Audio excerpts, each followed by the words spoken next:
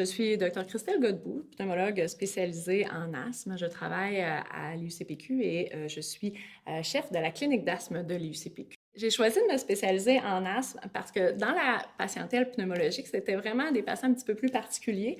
On va vraiment toucher un large éventail en termes d'âge, puis de pathologies différentes. Les gens qui ont de l'asthme sont très hétérogènes, puis il faut se poser un petit peu la question d'un patient à l'autre, comment on va le traiter optimalement. La clinique d'asthme de l'UCPQ, en fait, c'est 1000 patients qui sont suivis annuellement. C'est 4 pneumologues spécialisés ou ayant un intérêt en asthme, dont plusieurs ont une expertise qui est reconnue au niveau canadien et même international. Mais c'est surtout 3 infirmières qui sont spécialisées en asthme aussi et qui vont faire le suivi et assurer le soutien aussi à nos patients qui sont suivis à la clinique d'asthme. Je dirais que la clinique d'asthme de l'UCPQ se distingue d'un par son volume et les références qu'elle reçoit. On met aussi tout en place pour s'assurer que nos patients ont les meilleurs soins et ça l'inclut qu'ils peuvent nous appeler 24 heures sur 24 sur une boîte vocale, puis nous, on les rappelle rapidement pour pouvoir prendre en charge les détériorations, les questions qu'ils ont. Ça rassure nos patients, puis ça désengorge aussi les urgences ou les cliniques sans rendez-vous. Quand on suit des athlètes, moi, j'ai tendance à dire qu'on fait partie un petit peu de l'équipe qui va leur permettre d'atteindre les résultats maximaux qu'ils sont capables d'avoir. Donc, on se sent vraiment partie prenante de leur performance, puis on veut vraiment essayer de les amener au maximum qu'ils sont capables d'atteindre au niveau de leur santé respiratoire.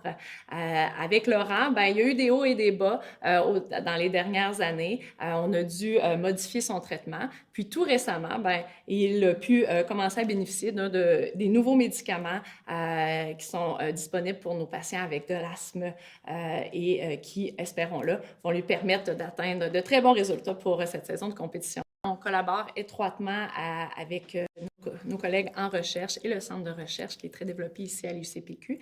Ça permet à nos patients d'avoir accès à des traitements qui sont novateurs et pas encore disponibles en clinique habituellement. Quand je me suis spécialisée, là, il y a de cela un petit peu plus que 10 ans, on avait très peu de traitements à offrir à nos asthmatiques, mais il y avait beaucoup de recherche et de développement qui se faisait dans le secteur.